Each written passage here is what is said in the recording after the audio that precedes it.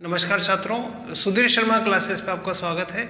आज हम class 9th maths की जो एक्सरसाइज 6 है उसमें एक महत्वपूर्ण प्रमेय है 6.7। उसमें हमें ये सिद्ध करना होगा कि त्रिभुज के तीनों कोणों का योग 180 डिग्री होता है। तो आज हम ये प्रमेय करेंगे। ठीक है, एक महत्वपूर्ण प्रमेय है, आइए समझते हैं। जैसे हमें प्रमेय 6.7 में हमें ये सिद्ध करना है कि त्रिभुज के तीनों कोणों का योग 180 डिग्री होता है। ठीक है, तो ऐसे कुछ प्रमेय आपकी क्लास 9th में है। प्रमेय के अंदर हम सबसे पहले जो स्टेटमेंट है वो लिखते हैं, फिर उसके बाद में दिया है, सिद्ध करना है, रचना, उपपत्ति वगैरह इसमें आता है। तो यहाँ हमें ये सिद्ध करना है कि किसी भी त्रिभुज के जो तीन कोण होंगे उनका टोटल 180 डिग्री होता है। तो इस आधार पे हम पहले चित्र बनाया हमने यहाँ पे ABC। एक हमने त्रिभुज बनाया है ABC और इसके जो कोण हैं उनको हमने नाम दे दिया है कोण 1, कोण 2, कोण 3। तो दिया है में हम लिखेंगे जो हमें यहाँ पे नजर आ रहा है कि भाई एक त्रिभुज ABC हमने लिया है जिसके अंतः कोण है कोण 1, कोण 2, कोण 3। अब हमें यह सिद्ध करना है कि इस त्रिभुज के तीनों कोणों का योग 180 होगा। यानी इसके जो कोण है A प्लस कोण B प्लस कोण C, यानी तीनों का टोटल 180 आएगा। या हमने इसको नाम दे दिया है कोण नंबर 1, कोण नंबर 2, कोण नंबर 3। तो हमें बताना है कि इसके तीनों कोणों का टोटल 180 आएगा।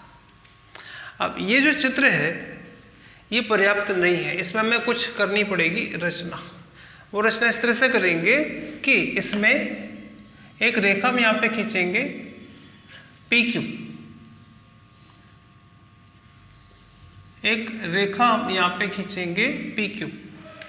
तो यहाँ रचना में हमने लिखा कि PQ, ये रचना करेंगे PQ जो हमने खींचा है वो समांतर है AB के। PQ समांतर AB खींचा, तो ये जो PQ हमने खींचा है ये समांतर है AB के और ये इस बिंदु C से गुजरती है। PQ समांतर खींची गई है AB के जो कि बिंदु C से गुजरती है। अब यहाँ पे ये कोण और बन जाता है, इसको हम नाम दे देते हैं नंबर 4। ये कोण और यहाँ पे बना, इसको हम नाम देंगे नंबर 5।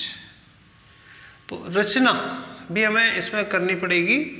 PQ रेखा खींची है रचना में जो कि AB के समांतर है और C से गुजरती है।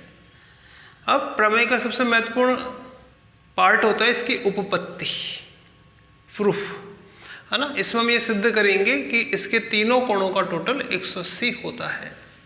ठीक है, अब ध्यान दीजिए। सबसे पहले हमने यहाँ लिखा PQ समांतर है AB के।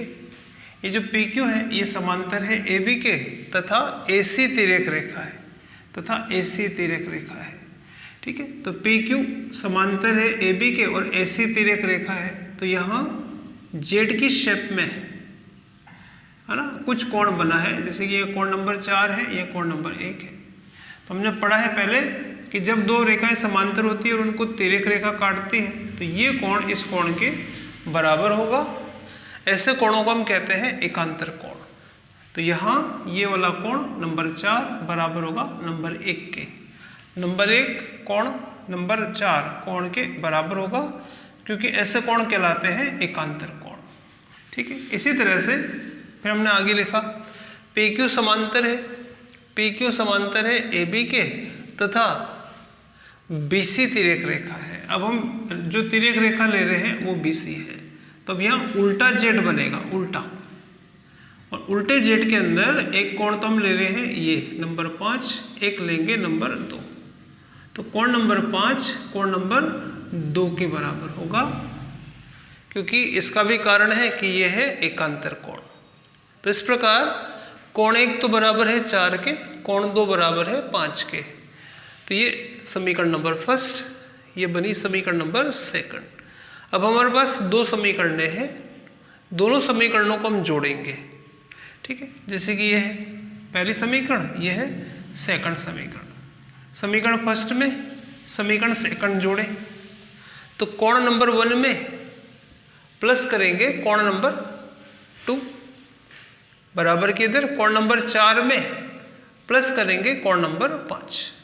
ठीक है बच्चों, अब हमें ये सिद्ध करना था कोण 1 प्लस कोण 2 प्लस कोण 3। तो हमने देखा कि कोण 1 प्लस कोण 2 तो यहाँ आ गया। अब हम यहाँ पे कोण 3 तो है नहीं, तो हम दोनों पक्षों में कोण 3 जोड़ेंगे। तो इधर भी कोण 1 प्लस कोण 2 तो था ही सही, प्लस करेंगे कोण 3, और ये जो कोण 4 और कोण 5 तो था ही सही यहाँ पे, इसमें भी हमने यहाँ पे लिखा कोण नंबर 3 प्लस। अब इनको आप देखिए, कोण नंबर 4 यानी ये, कोण नंबर 3 मतलब ये, और कोण नंबर 5 मतलब ये।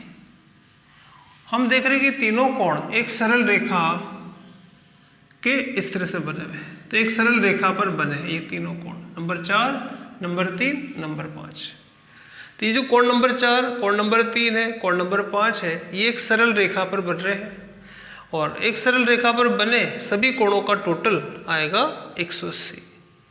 तो ये जो कोण है नंबर 4, नंबर 3 और नंबर 5 एक सरल रेखा पर है, इसलिए इनका जो टोटल आएगा, यानी इनका जो मान आएगा इसका, वो आएगा 180। तो हम इसके स्थान पे लिख सकते हैं 180, क्योंकि ये सरल रेखा पर बने हैं। तो यहाँ पे आ गया 180, और ये इसको ऐसे लिख देंगे। तो इधर से आएगा कोण नंबर 1, कोण नंबर 2 प्लस कोण नंबर 3, और इनका मान आ गया 180। तो इस तरह से ये सिद्ध होता है कि इसमें कोण नंबर 1, कोण नंबर 2, कोण नंबर 3 का जो टोटल आएगा वो 180 है। तो ये हमें सिद्ध करना था।